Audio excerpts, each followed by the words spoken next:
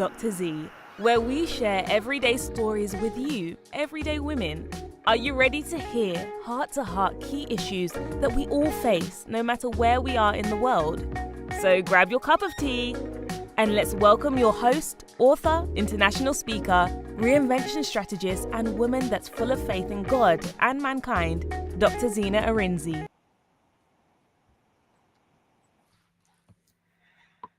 Hello. Happy New Year again to those of you that I haven't spoken to, which is probably the whole world. Happy New Year. Welcome again to another episode, the first for this year actually, of A Cup of Tea. Yes, with me, Dr. Z. I hope you have your cups because I will pour some tea for you. I'm so excited. You know, January has gone so fast. And for those of you that don't know me personally, January is my birthday month, so I kind of take it really easy. And then suddenly I realized I've only got 11 months left. So it's like quick. This week, I've worked so hard this week, more than I've worked in the whole of January. So I've set the tone for the year, but I think it's time to get back into the swing of things. And my next special guest is just the right person to ginger you up, to give you things to think about. We're going to talk about some traumatic things as well. But in the main, it's going to be a fantastic episode where we are going to unpack why it's important to be a life thriver, which is what she is. And I was going to, the African in me was going to say thriver, but be a life thriver, although I'm English. But also to let people know that it doesn't really matter where you're beginning, how your beginning was. It doesn't even matter how your middle is. It's always about how you take whatever you've gone through to create beautiful moments, beautiful memories, and also how you're able to take control of your life and make the right decisions for you unapologetically. So this is what all this is about, and so much more. So let's just start again. Welcome to A Cup of Tea with me, Dr. Z, the Reinvention Queen. Now, I'm going to tell you a little bit about my next guest. And for those of you that are regulars on the show, I always say this, I've got the wrong glasses on. And I think this is one of those moments again where I've got the wrong glasses on, but I'm going to try. Now, my next guest is the amazing, phenomenal Queen Victoria Awele Okocha. She is a multi-award-winning transformational life healing recovery coach, and you'll see why. She's a best-selling author. She's an inspirational speaker, a trainer, and she's the founder of the Spectacular Woman and the LifeWise Foundation for Teens. She's also the founder of Awele's Olive Tree Counseling and Training Center, and I'm really happy that she's actually on being able to tear herself away today, because I know that her evenings are normally full on. So I'm really grateful. In 2016, Victoria authored Unshakable You, a book on the journey of healing, self-discovery, resilience after domestic violence. Now, I know about this book because I happen to have been invited to write a chapter there, contribute a chapter there. So it was, an amazing honor on my part and a privilege. She was also awarded the Freedom for Women's Advocate Award in 2017 and was selected within the top 100 women in 2018 to receive the Star Award and the Megan Award for her contribution to humanity. She was also awarded the B Mogul winner 2018-2019 for influential, inspirational Black entrepreneurs in Britain today. In 2022, Victoria again was awarded the Baton Award for her service in education. Can you see how multi-talented this woman is? Teaching young people about healthy and safe relationships, so much needed today. In 2023, 2 years ago, she was awarded the GAB Award for outstanding contribution to the promotion of the positive image of Africa and Africans around the world. In 2023, she was also awarded the EPRA Award for Entrepreneurial and Leadership and was awarded the Best Transformational Life Coaching Award. Now, in 2020, and the reason why I'm reading this, because I just need you to understand to set the theme, because some of you are going to say, this lady, I can't really relate to her. She's got all. You will be able to relate. Like I said at the beginning, it's not how you started, it's what you've used with what what life has served at you, even if it was self-inflicted. Because I don't know, someone will be saying, well, you don't know my story, Dr. Zena. Just wait. In 2020, Victoria launched the Safely in Love SRE training program in the Houses of Parliament to promote healthy and safe relationships for young people in the UK. She coaches and mentors professionals and businesswomen to raise their expectations of themselves and shatter the glass ceiling of what others think they can achieve, and provide coaching and resources to enable them to become their personal and professional best. Recently, she also created 6 Steps Blueprint I Heal My Life coaching program to do exactly that for women. Now, I'm going to stop here because we're going to let her really, I'm going to unleash her onto you so that you know exactly what we're in for. So without further ado, however they say that, drum roll. I need a cup of tea. Actually, give me a second. I got a mug today, not my normal, not my normal dainty cup. Oh God, give me a second. Oh God, that's lovely. Oh, she's just, I can see her smiling in the green room, wondering what has she let herself in for? Hello. Sorry to put you on the spot. The amazing, the phenomenal Victoria Okocha. Thank you so much. Thank you so much for actually gracing this. I am incredibly honored. I know that you are exceptionally busy, but I'm so glad that you've agreed to do this show. And for those of you that don't know, we are speaking about, this is episode 37, what we do for love. And many of you are thinking, okay, it's Valentine's month and all that. Just wait. So Victoria, how are you? I am so happy to be here, Zena. Thank you so much. It's actually a pleasure. I feel honored to actually be speaking on your platform.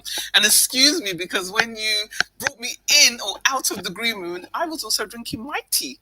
Oh, So yes, I'm happy to be here, and thank you, and happy New Year to everybody that's joined us this evening. Great stuff. People can see that you're a super mom, you're an author, a coach, an educator, and a life thriver. And that's just some of the descriptors that I use for you, because I'm thinking that this really encapsulates who you are, especially the life thriver. So what we're going to do over the next few minutes, 30 to 45 minutes, I know we probably may go over a little bit, is that we're just going to talk a little bit about you and why if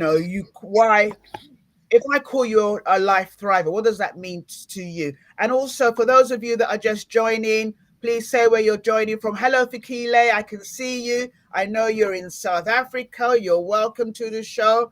For those of you that are listening, wherever you're listening from, whether you're on LinkedIn, whether you're on Instagram or on YouTube, just say where you are, what country, where you're from. You're welcome to the show.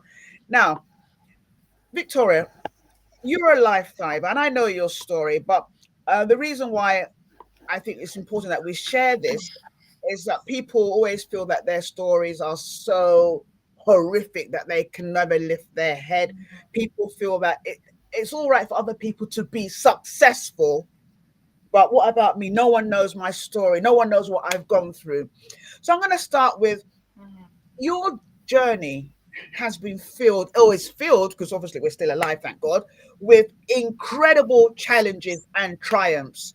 You're a mom, you're a grandmom. Yeah, she's a grandmom, an incredible grandmom. And I want to sort of talk a little bit about your childhood first and the struggles that you faced growing up. Feel as you can share as much as you feel comfortable to share. And I'm sure it's going to be amazing. Yeah, thank you so much, Zena. Well, gosh, coming from an inner city background in terms of where I lived, experienced sexual abuse at the age of 12, uh, went into a relationship quite young as well, like, when I was 15, and, experienced teen dating violence at that age. And, it, my life, I would say, kind of spiraled. I had low confidence, low self-esteem. I was messing around at school. I wasn't rude to teachers, but I wasn't focused. I wasn't focused. And, in the end, they kicked me out. So, no, I wouldn't even say they kicked me out. I ended up leaving, and, so many things transpired in terms of, experiencing sexual abuse at a young age. That fed into the way I thought about myself, low confidence, low self-esteem, and then obviously getting into a relationship where I then experienced teen dating violence, and then becoming a single mum after 9 years of being in that relationship. And I always think back to when I came out of that relationship. My confidence and self-esteem was in the toilet. Like, I just felt so rubbish about myself. I didn't feel good about myself at all. And then it got to a point where I just didn't like how I felt. And I made a conscious decision that I'm not happy with how I see myself, how I feel about myself. And I wanted things to change for me. And so I embarked on a self-healing journey. But that wasn't until I met, I finally went back into education, and I met this amazing teacher by the name of Grace Gordon. And for some reason, she took me under her wing. She did things that teachers weren't supposed to really do. Like, she gave me her phone number. She said, call me at any time and so forth. I shared my story with her. And, she began to buy me books on personal development, and it was from there, she started asking me questions like, what's your purpose, Victoria? And I'm thinking to myself, what is she on about? What? I've never heard these kinds of concepts before, and I'm thinking, purpose? What is she talking about? And, from then on, it was, she was planting specific seeds in me that, one, made me to reflect on myself.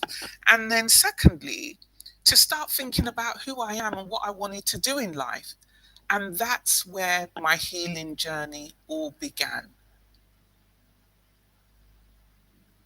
I like that. You just remind me of someone I interviewed a while back, Yvonne Michelle, last year, and I remember she talked just that part about who you meet on your journey. She had something similar where she was sexually abused as a young child, by a family member when she lost her mom before that, and then. But what was interesting, she went on not to do well in school. She was which looking at what happens around us now, we need to be very conscious that when we see a child acting out, it's not always because they are misbehaving. They're trying to get attention but sometimes they may not even talk about what's going on because they might feel dirty. They might feel it's their fault. I saw something recently, I think yesterday, on TikTok about a young woman that was talking about how her father, who is a pastor, continuously, recklessly, terribly, wickedly was raping her from this age of, I think it was 9 or 10. And how she was able to try and divorce her being a little girl, and like my dad's favorite person, and then and so these things happen. But what's interesting is who you meet on that journey. So you met Miss Gordon, and that changed the trajectory. Obviously, you had parents, and we're not going to blame your parents because we've had this discussion. Parents can only do what they can do. And so we talked about this when we were preparing for this, in the sense that You could be the best parent in the world by your standard, by your upbringing, by your culture, and all the things that you know. But things change by generation. So when I was growing up, if your mom said or your dad said stand, you stand. And so when you didn't stand, they wouldn't know how to cope with that. There will be the slaps, the straps, and all that, and then you leave home. And I know that's kind of your story. But now with my daughter, if I tell her to stand, well, she's not standing. But it's a different generation. Yeah, So you have, yeah. So yeah. I'll just touch on that a little bit, because there'll be some people that might be thinking, oh, maybe you didn't have parents. I want you to kind of just unpack that a little bit. You know. No, understandable. Again, it was would I say, a so-called friend or relative of the family that I experienced the abuse from. But my parents were good. My mum was an amazing mother, and I'm not just saying that, and I think back to that time when it happened to me, how scared I felt when she asked me. I came to her and I said, look, so and so is coming into my room at night. And she said, really? Has he done anything to you? Has he touched you? And I just froze. And I said, no, but he had. But what my parents did that particular day, by the time I got back from school, I remember my dad was in the front room, and as an African parent, my dad was quite a traditional man. And I remember coming home from school and saying, oh, hi, Dad. And that so-called uncle was sitting next to him. And so, the fright of seeing him there was another kind of, I don't even know how to describe it, but it was another kind of pain that I felt actually seeing him sitting there. And I remember my dad had the newspaper, and he said to me, okay, Vicky, go and change and come back, And so I went, took my school clothes off, because that's what you do, in our days. You come home from school, you take your school clothes off, and then, you sort yourself out. And I removed my school clothes, went back. And then he asked me, why is so-and-so coming into your room at night? And I said, no, he said, is it true that so-and-so is coming in? And I said, yes. And my dad then turned to him and said, why are you going into her room in the evening? And he lied, he said, oh, so-and-so is calling me to read story to them at night and so forth. And, because I shared a room with my younger sister at that time. And so he was saying that my younger sister was calling him to read a story, which wasn't true. We were reading stories all together as a family in the front room, but not singularly in the evening in our bedroom. So anyway, my dad was a very clued man anyway. And to be honest, there was two things that one thing that worried me that day, that scared me, that if I told my dad what really happened, I think my dad would have probably been arrested, because my dad would have done some damage, right? But my dad knew something, because my dad just said to me, okay, it's okay, Vicky, you can go. I went.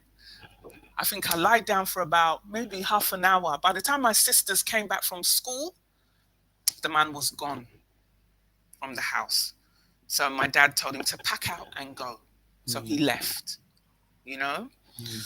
So yeah, and for me, I think about, okay, I experienced that, when I was 12 years old, and I carried that pain, the shame, the burden, that trauma for a long time. And, it got to a point where I needed to release it. I needed to release it. I needed to talk about it. I needed to start that healing journey. And I never forget the day that I actually spoke about it. And that was to Grace, that particular teacher. I remember I broke down. I was crying like a baby.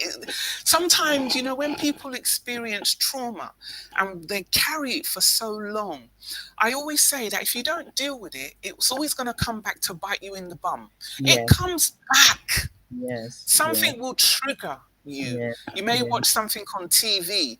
yes, Somebody may talk, share a story about yes, something. You may yes, see an image of something. There's things that will remind you, that will trigger yes, you, yes, right? And what your spirit is telling you is that you need to deal with it. But yes, the issue that what I find, and this is you know, things that lots of people do, they continue to bury it and suppress it, and they exactly. run away from dealing with the Mm, trigger.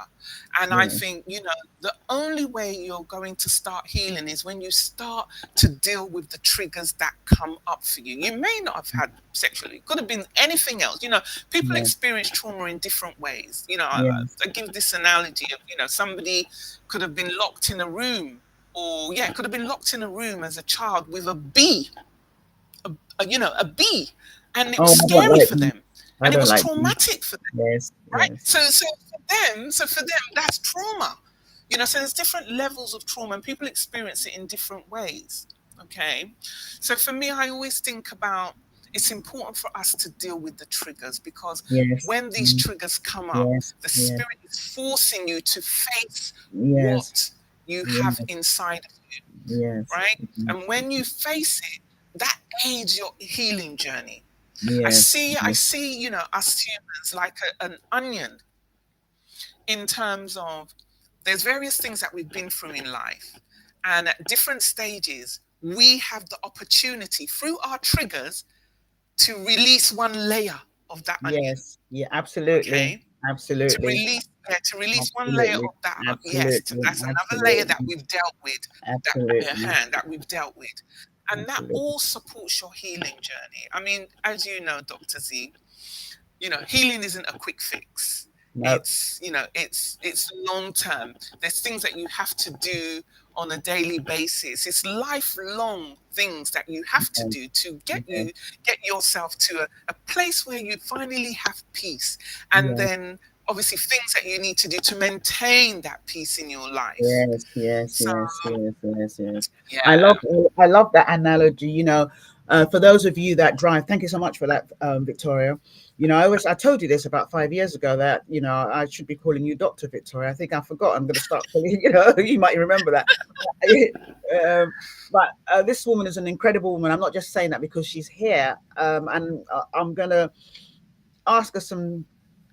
Okay, let's put it this way. The title of this show today, the title of this episode, episode 30, is What You Do for Love. And so we're going to, you know, really delve into that. So Victoria shared her story in terms of when she got abused at 12 from a family member. And then she touched on a little bit about the different kind of, I mean, thank God for Miss Gordon, but she still kind of went off the rails. And, you know, you need to get her book, Unshakable You. You know, you need to get it. But just touch on that a little bit, because what we do for love, when you feel unloved, when you feel dirty, when you've lost your confidence, when you've lost your self in, you know, esteem, when you have no idea what your identity is, because as a child I can imagine, I want to tell my dad, but if I tell my dad, he's going to kill this man, so all of a sudden you're a protector. You are the person who has been, you know, being attacked, as it were. But you're like, I don't want my dad to kill this man, and maybe they might take my dad away from me. And you know, and then this man is like, but why couldn't my dad just have dealt with it without me having to tell him? Okay, so he knows, he's told him to go. So all that's going in you. And then obviously for men, especially for black men, when these kind of things, even when it happens to your wife, many men cannot cope with the fact that their wives, even in a marriage, maybe, you know, robbers have come to the house or something has happened. You see it on films, and the wife has got raped, and maybe the man was tied up and he hasn't been able to do anything. But Yeah. somehow it seems to affect lots of relationships, that they're not able, men are not able to deal with the fact that something they cherish. And I'm not trying to objectify ourselves as women, but something we, as a woman, a girl, a daughter, a wife, a sister, we're not able to, they're not able to cope. So in his head, he's probably felt, and I knew the man, bless his heart, lovely man, he's probably felt that he dealt with it, but he couldn't go more than what he did. That was what he could do. And then you, as a child, you'll have all kinds of mixed feelings about, so you start acting out. So you start looking for love in all the wrong places. And so you see where we're leading to. So we're talking about what we do for love. So talk a little bit about what you did for love in the relationship, the teen abusive relationship, the kind of excuses you were making, and all that, and the impact that your mom had, because your mom was amazing, absolutely amazing. And you need to get the book, because you need to get the book. You need to get the book. And you need to get the book, Unshakable You. You need to get the book. But just talk about that a little bit.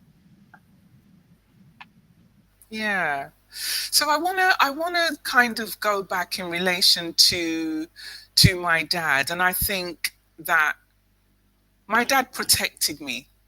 The decision that he made to take the man out of the house was his way of protecting me. You hear so many horror stories. You hear so many horror stories of children going to their parents and saying, this is what's happened. This person has done this to me, and they don't parents believe. will shun the children, shun the children away, and put the blame all on the children. So so for me, I think about that was his way of protecting us by getting him out of the house. And so I feel good about that. And I never ever felt anything, I never ever felt like, oh, my dad should have did this, or he should have beat him. No, I didn't. I didn't think that at all. But in terms of what we do for love, and you heard me talk about going into a relationship, because when people experience trauma at such a young age, there is that confusion, Zena. You don't know who you are. You act up in different ways, and you not that you mean to do it. And I think as a child, sometimes, we don't understand ourselves. We don't understand who we are. Sometimes it's a cry for help. Sometimes it's the rebellion, so we just have this don't care attitude. We want to do what we do. And sometimes we don't even pinpoint where the root of that issue has come from. We don't pinpoint it. We're just acting out. Yes, okay? Absolutely. And so, what I tend to find, and through my own experiences, is that you're acting out, you're doing all of these things, but you're inside of you don't feel good. You don't feel good. You don't feel happy inside. Your self-worth is gone to pot. Self-esteem is pretty low. And as much as I looked quite glamorous as a young teenager, and this is glamorous. You still look glamorous now as a grandma. but I think about this now, and I think about a lot of individuals who, I saw a clip the other day of this man talking about women that have been women that are in domestic violence relationships, and they're putting on makeup and dressing up nicely, and nobody knows what they're going through. You understand? Because it's all a mask. Yes. Okay. And I find that this is how women can mask themselves inside, by putting, having this facade of everything is okay on the outside, but inside it's tearing them apart. And that inner conflict in terms of how they feel about themselves, how they feel about what's going on, scared to talk about it, scared to share it, shame around it for so many different reasons. And then this, I think about how this impacts us mentally, the mental, emotional well-being. You heard me say, if these things are not dealt with, if you don't take the time to reflect and look, seek help, counseling or coaching, it comes out sideways. And this is where we see people with depression, we see people with anger issues, we see people that are alcoholics, drug, substance abuse, Yes. depression, Yes. anxiety, panic Yes. attacks, all Yes. of these things Yes. that Yes. affect us, Yes. affect individuals that have been through trauma, but are so scared to deal Yes. with it. Yes. Yes. So Yes. first of all, I want to say, in terms of what we do for love, I think the first and foremost thing is to identify and to be aware that you are your first love. You should be your first love. I love that. Yeah. I love that. I You love should be your first love. I did a post that. some time ago where I talked about I'm getting married. Yeah, I'm getting married again, and this time it's so much different. The love that I'm getting, the attention, the self-care. And I was talking about myself. I was talking about me marrying myself, falling in love with me again. I'm just Because putting all that of so that these people can see that. things, Yeah. all of these things help us to create that happiness, to create that peace that we need, because nobody can give it to us. Yes. Nobody can create peace Yes. for Yes. us. We create that. Yes. Yes. We are the Yes. author Yes. of our stories. Yes. We create the stories that we want. And Yes. again, with healing and trauma, we create those stories. We have to remember that these things that happen to us, they're just events, part of an event in our lives, but it doesn't Absolutely. define who we are. No, it's a date Because stamp. Yeah. yes, because if I Absolutely. allowed those issues or those experiences that I had of sexual abuse and domestic violence, if I allowed that to define who I was, I would not be here today. I would not Absolutely. I would not be doing all the work that I'm doing. But I made a conscious decision to start my healing journey. Because what happens when you start to heal, you get clarity about who you are. Yes, yes, yes, yes. I You love that. know? I love that. Yes. No, thank you so much. I love that so much, and I'm sure that for those of you that are listening, whether you're listening right now or you're listening on the replay, do you want a top up? You want a top up? You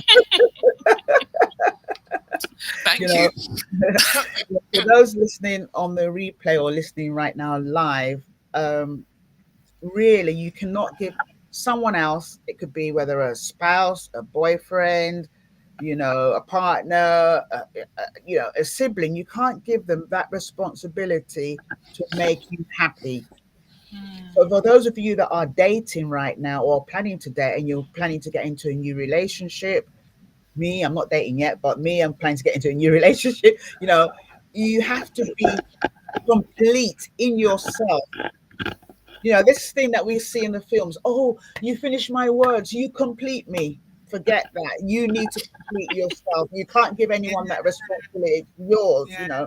And we people, human beings tend to look for love. We do all sorts of things for love, and then we don't get what we're expecting in return. Like you rightly said, if you're empty inside, if there's unresolved trauma, or if you just don't even know how to love, or perhaps, in your parents, or people that that you're close to, maybe the way that their relationship was, you didn't know any better, and you thought that is how it should be. There's so many different intersectionalities about this, but so that we don't go too far into that, I might come back to that. I just want to touch, because I'm going to talk about your work with marginalized teens in the Black community in a minute. You're currently in Nigeria, and we will talk about why you're in Nigeria, because obviously it's all about what we do for love. That's coming up. Yeah. I just want to touch on, as a teen parent, because obviously you were a teen parent. You also got married. You got grandchildren or grandchild, and also, Yes. grandchild. Not give you more than you have in your grandchild and all that.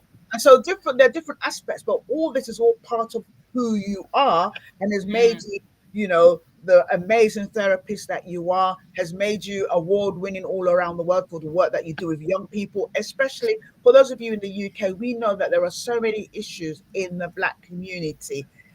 So many issues. We've got knife crime, we've got teenage, pregnancy, that's always been there, but it's not even teenage, it's even younger than teenage. We've got all sorts of things where money, we've got social media where you want to be what you see online. There's so many different things, so many things to unpack. And I know that maybe as a young person in particularly, there are so many decisions that you have to make that you're not even old enough or Yeah, mature enough or ready enough. But like you rightly said, sometimes there's rebellion and we all rebel, and you're like, well, why would my mom tell me this? Why would my dad? They're old fashioned, they don't know, and all that. So I want to just come to, as a teen parent, you had to make some really, really tough decisions earlier on. Some, were not, maybe may not have been the right choices, and some were. So I just want to touch on that a little bit. And how did love play a role in that, for your daughter at the time? Your yeah, baby daughter, yeah. yeah. Well, I think for me, it was more about the decisions that I make now, or the decisions that okay. So I'll use this is how I felt. I felt at that time that the decisions that I'm making now are going to help me in the future. So I knew that I couldn't stay in that abusive relationship anymore because it was going to impact my daughter even more. Yeah. And this is the thing, when we talk about trauma and we talk about domestic violence, and there's children in the household that are seeing things, they are Yeah. also being traumatized. Absolutely. Okay, and I Absolutely. didn't want that for my Yes. child, and so for me it was important to remove myself. Yeah, it was important for me to remove myself, and I'm so glad that I did, because for me it was about how much more can I invest in my child or my children, because I want them to be better than me. I want them to achieve more than me. As a Mm, parent, this mm, is what we want. So mm. therefore, sometimes we have to make sacrifices. Yeah, we have to make sacrifices and do things that are going to set up the next generation. And this kind of comes back to the work that I do in the LiveWise Foundation. And this is why I established the LiveWise Foundation, which is a non-for-profit organization that supports young people around teen dating violence, anger management, and mentorship. Because obviously, as a teen person that experienced teen dating violence, I wanted to give young people a platform and a Mm. safe space where Yeah. they are able to share what they are experiencing. And it blew my mind when I started this work, because just the things that young people will tell me that's happening in school, less Yeah. more stuff that Yeah. may have gone on at home, things that are Yeah. happening in school. Yes. And Yes. this, Yes. the work that I've been doing has been since 2016, I think. Yes. Yeah, Yes. 2016.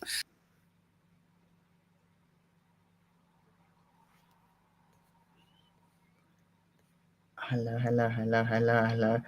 Um. Walking up the stairs and boys are oops, Okay. connection lost. Yes. Can I you think. hear? Yeah. I can hear you now. Yes. Yes. Yes. Yes. Yeah. So, you know, I think to, your earphones. Your earphone. Okay. yeah, to just hear, can you hear me now? Yes. Yes. Yes. Yes. To just hear, some of the comments that young people share with me in terms of what they go through in school. And when I ask, have you told the teachers, or do you tell your parents? And they say, oh, teachers are not going to do anything about it because it's common, it's normal. Mm, This type of behavior has become so normalized in mm, schools mm. that girls that may be experiencing things like this, and I'm not saying that it's only girls, boys may experience things as well, but Yes. because I do a lot of work with women and girls, I speak on that. Yes. So you hear young girls saying things like, oh, there's no point in saying anything because nothing's going to be done about it. So they palm it off like it's nothing. They may go to Mm, their friends and laugh, oh, what's his name did this to me, like it's nothing. But the work that I do with them that talks about, you know, um, abusive behavior, sexual consent, and rape. yes.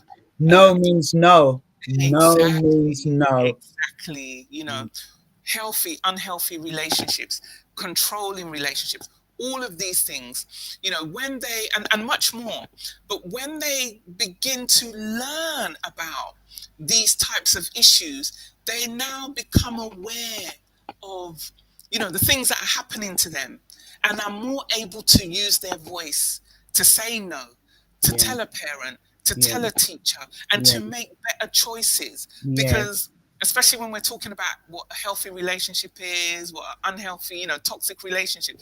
And again, when we talk about toxic relationships, healthy, unhealthy relationships, I'm not just talking about partner relationships, because you can also have toxic relationships at work. Yes, you have toxic relationships with absolutely. your friends. Absolutely, absolutely. So it filters out in all areas of your life. And so it brings that awareness to young people early on. Like, I think when I was going through what I was going through, I wish I had that. I wish when I was at school, I had people coming in, talking about healthy relationships, what it looks like. Boundaries and stuff. Exactly. So all of these things, I just decided it's going to be part of my mission to try and safeguard as much young people as I can, to bring awareness, to educate, to empower them, to use their voice, and to break a cycle. Because for young people, they could be the one that's breaking that cycle in their family lineage. Absolutely. So for me, that's what it's all about. It's funny you should say that, because we know hurting people hurt people. I know years ago, and this is here in the UK, years ago, there was a program not related to this, but just to buttress the fact, buttress the point, where I think it was called Benefit Street or something, and where they had a street somewhere in the north of England, somewhere where they had generations of people that were on benefits.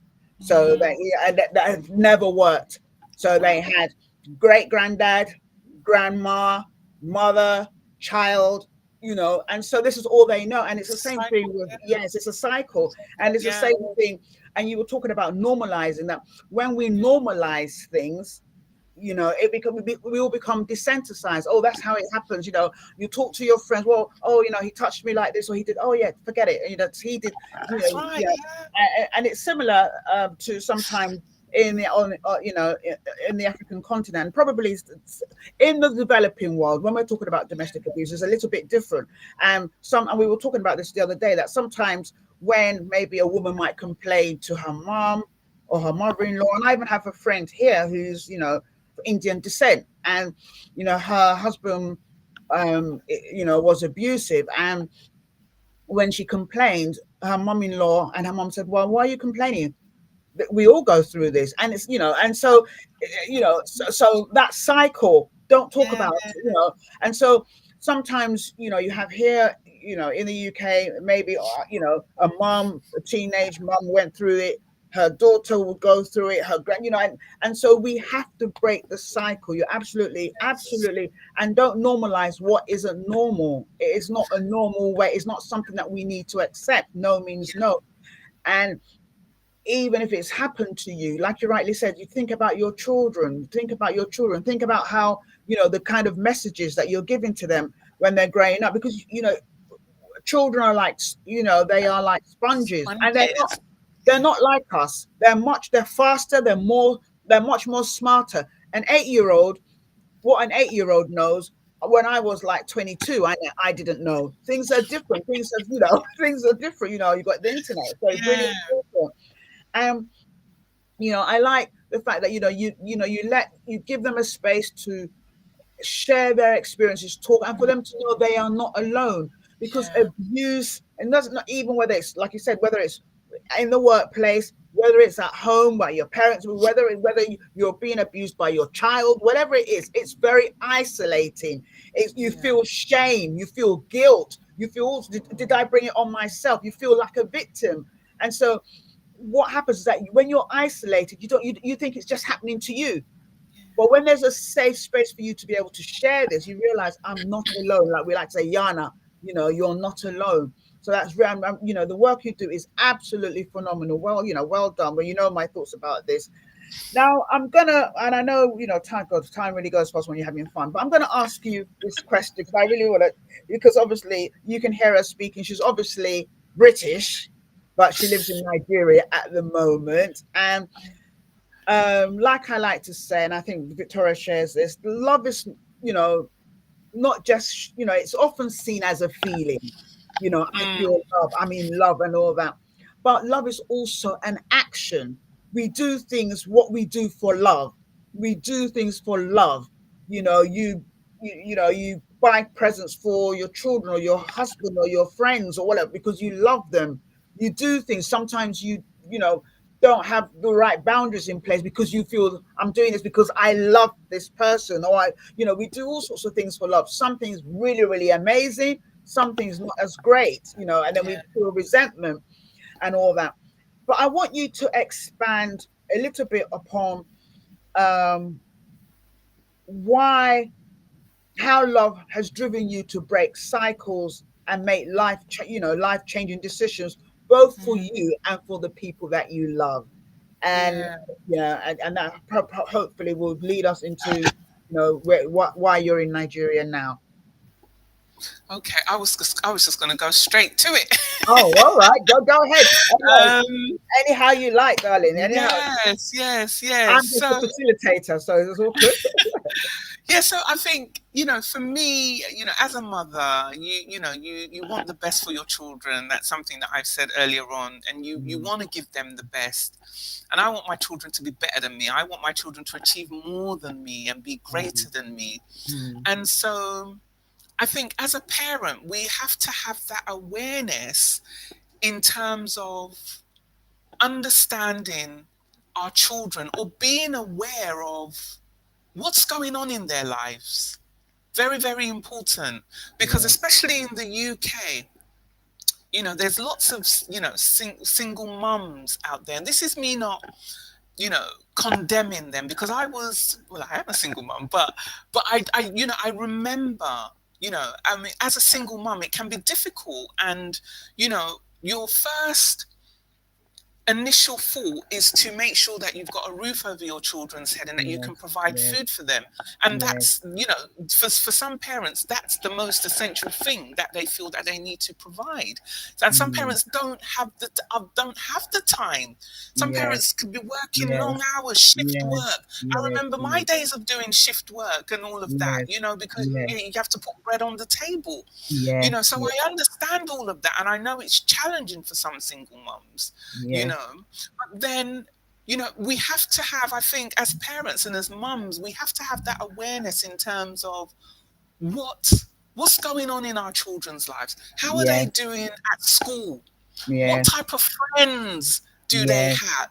I know yes, for yes, me, when she's my eldest now, but when she was younger and she wanted to go to her friend's house, I was like, what's the parents' numbers?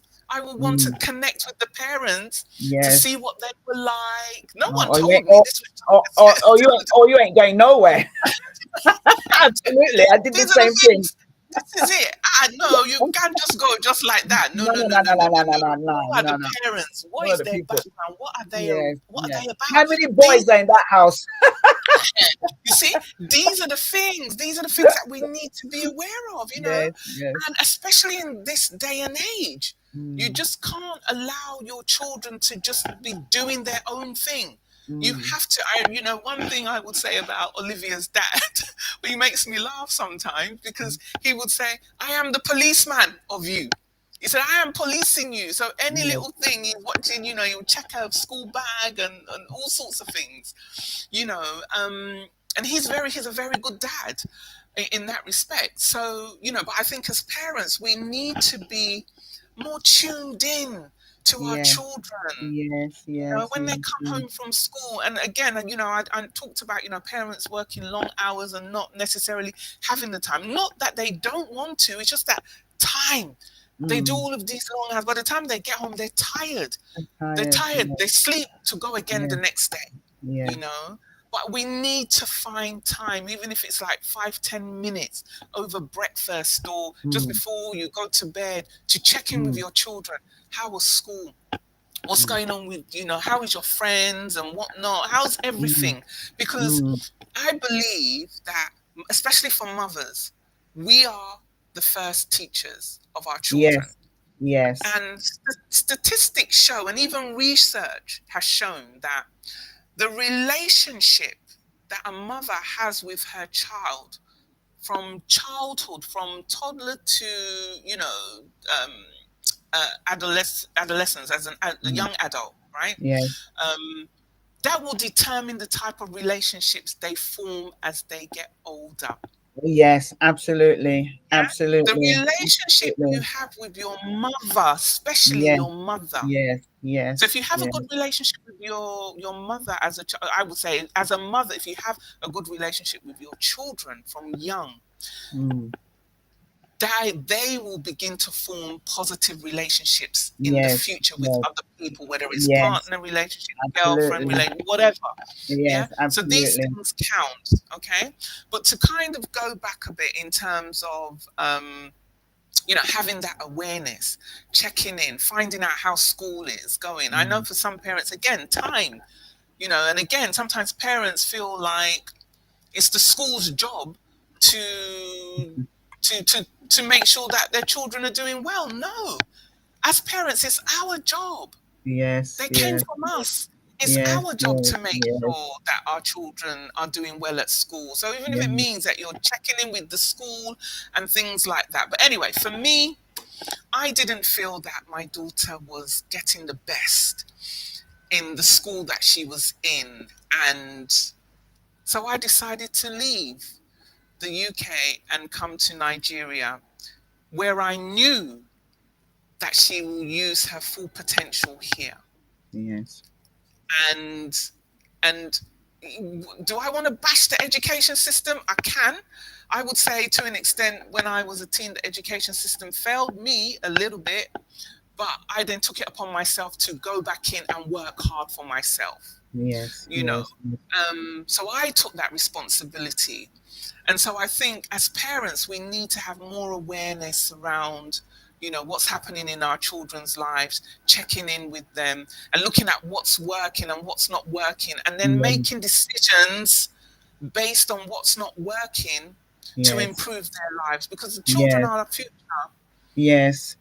And if you want Yes. your children to be better than you, then you've got to do those sacrifices and Absolutely. make those Absolutely. sacrifices to put things in place, Yes. you know.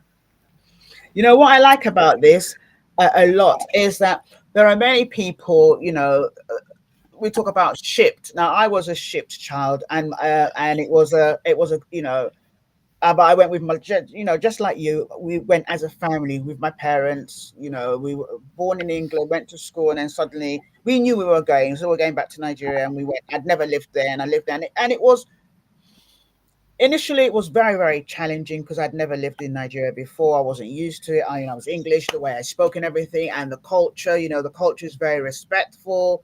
You don't answer back, and I was doing all the answer back, so I was getting lots of licks and stuff like that. And then I was in boarding school and all that. But it was one of the best decisions that my parents made for us. Now, I always said, if I was going to do that for my children, I would do exactly what you did. I would go with them. Now, one of the challenges we have, and lots of parents do that, whether it's from Ghana, from Jamaica, it didn't matter, Trinidad, Nigeria, where it is, lots of India, Asia, lots of um,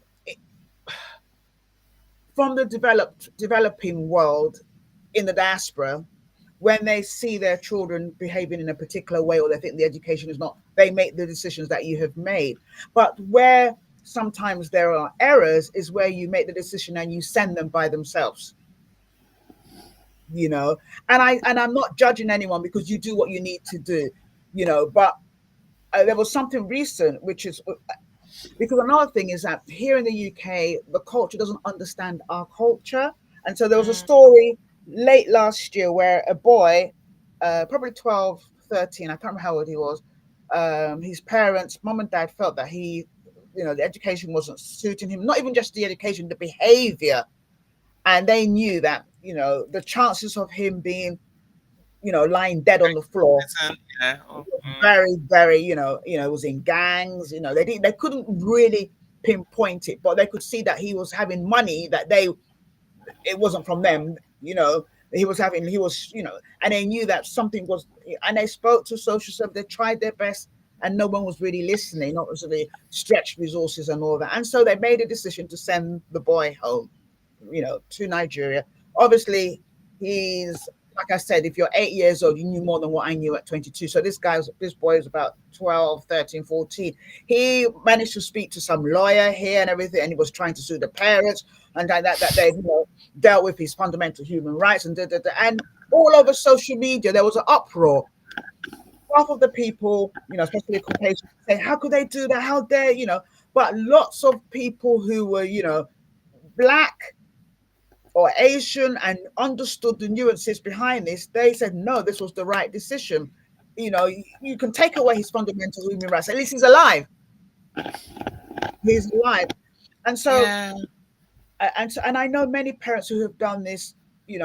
Some people will stay back in England or in America, wherever they are, because they need to work for the money for the schools that they've put them in. Yeah. But it's also about safety and safeguarding. If you're listening right now and you have to make this decision for whatever reason, please be careful in terms of who is looking after this child. Don't just leave it with your grandmother who is 90 years old, because she's not going to be able to, whatever, or like Victoria, you make a sacrifice and just get up and go. I can't make that decision for you. But what I am saying is that when you allow love, real love, you will do the right things, not just for yourself, for your children, for your generation, and for anyone else. So I really, really doff my hat to you. Last question is that you're a life thriver. Tell us, what does that mean to you?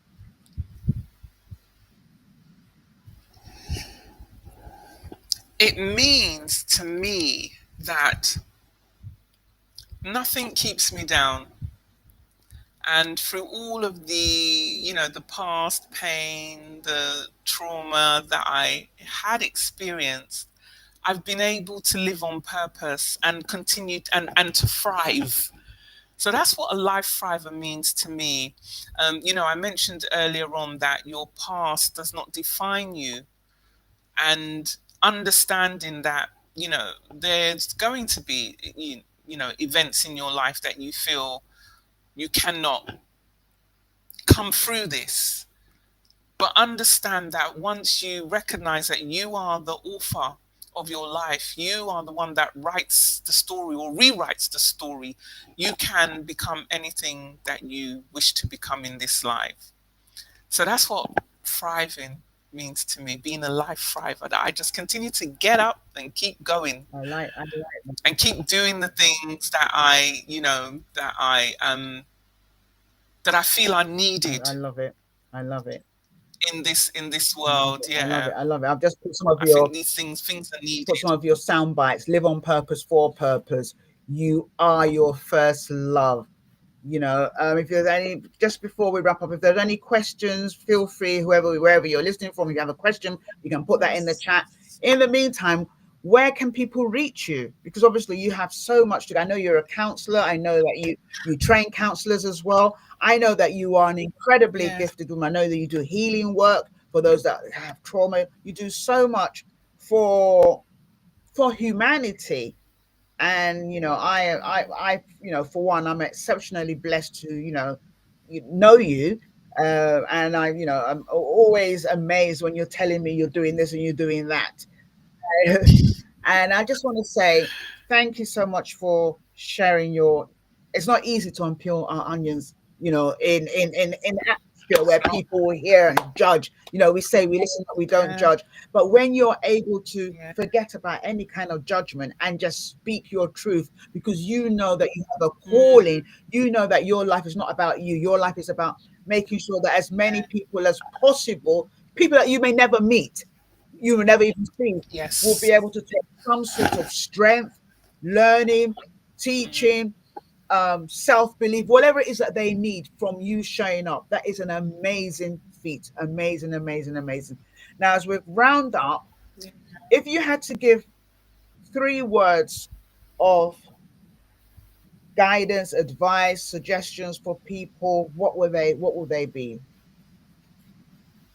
Okay. So first of all, if people want to reach me, you can reach me on Facebook. It's Victoria Awele Okocha. I'm also on Instagram, Victoria Okocha 1. So that's those are my social media handles. In terms of counseling or coaching support or one-to-one counseling, you can also email me at Awele's Olive Tree CAT at gmail.com. That's Awele's Olive Tree CAT at gmail.com. So in terms of how I feel people can move on, is that what you've asked me, Zena? Yes, Sorry. yes. Sorry, I was busy writing quickly, saying on Insta. Do. Yes, Okay. just 3 tips or 3, yeah. 3 tips, okay. Yeah. I think first of all,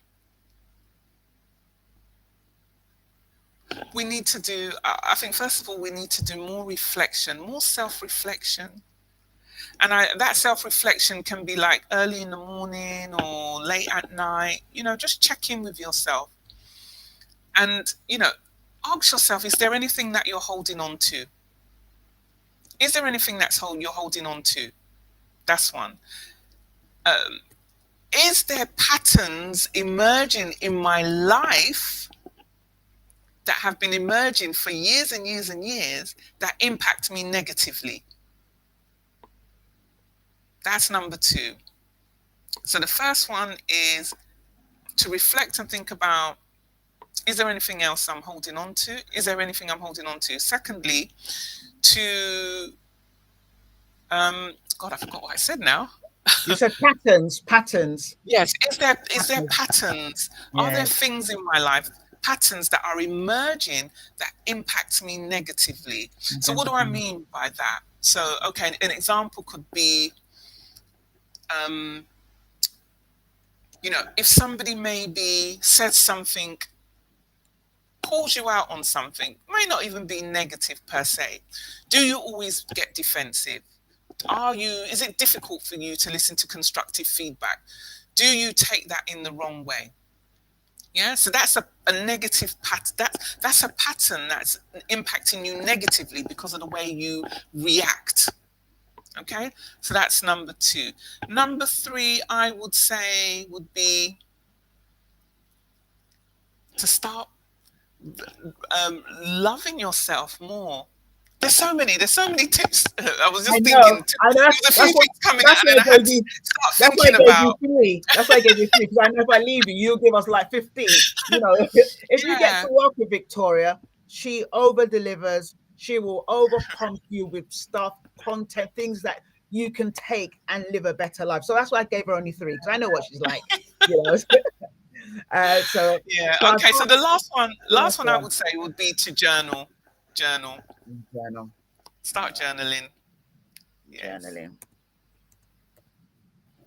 Right. So we have journaling. Everyone's going to know whether I can spell or not. Live. Right. So you've got her 3 tips. She's had self-reflection. So it's about being self-aware, not being defensive. Really own your issues. Own your issues. What am I holding on to? What am I holding on to from my past, my present? What am I holding on to? Self-reflection. Other people might tell you, but you need to be able to recognize your blind spots. Number 2, identify your emerging negative patterns in your life. This is not from me. This is from Victoria. Identify. This means that you don't just self-reflect. You need to be honest with yourself. You need to tell yourself the truth. You can lie to everyone. You can wear your MAC, your makeup. You can lie, I'm fine. But don't lie to yourself. Identify negative emerging patterns. And if you can't deal with it, look for someone like Victoria. In fact, don't look for someone. Go to Victoria. Let her work with you. Identify those negative patterns that are emerging, or even patterns that are not really serving you anymore for the stage of life that you're in. And then the last one, I love that one because I'm a journaler. Journal. Get a diary, get a piece of paper, whatever it is. You can journal in your phone. I just want to share this. My mum was a journaler. My mum was a journaler. When my mum died last year, and I was looking at all her journals, she wrote right up until the 9th of January in her journal, what she did, what she ate, who she spoke to on the phone. She wrote, "Oh, called Zena. I called Zena, wished her happy birthday." She still has that blonde hair. It's in her journal. So and she died when she was 86. So you're never too young or too old to journal. And it doesn't have to be in perfect English or French or Latin or whatever it is that you speak. It just needs to be something that you can understand, and it helps to give you the release. And I'm going to stop now. Last word. I'm going to let you have the last word, and we need to come out. Oh, Lord, I don't want to stop. I need to bring you back. I'm going to say it live. I'm bringing you back. You can't say no. You can't say no. Live. Yeah. Right. I just want to say one thing about journaling, which is when we journal, journaling is so powerful. Some people really don't understand the essence and how powerful journaling is. What you're doing when you're journaling, you're actually bringing out those emotions from inside of you and transferring them onto a piece of paper. So you are bringing something out of you, which is also a form of healing. Okay, so that's what I wanted to say about journaling. Thank you. So again, if anybody is, if any of this resonated with any of you in terms of wanting to start that healing journey, then by all means, feel free to contact me on those social handle medias. And I'll make sure that I'll share them as well into all the places possible. But you can just look up her name. You'll see her everywhere on Instagram and on Facebook, or you can email her. Thank you so much, Victoria. You have been an absolute star. And like I said, I am going to bring you back. So thank you so much. No questions. Nobody's asked any questions. No, I think they're all being quiet. But trust me, they're going to send questions. They always do, and I'll send them to you. Really? Okay, that'd be good. Thanks for listening to A Cup of Tea with Dr. Z, your reinvention queen. Thank you so much, We Zena. hope you've been motivated and inspired to go out there and conquer any obstacles and issues you may face. You can find Dr. Zena on all social platforms. Until next time, remember, you're not alone.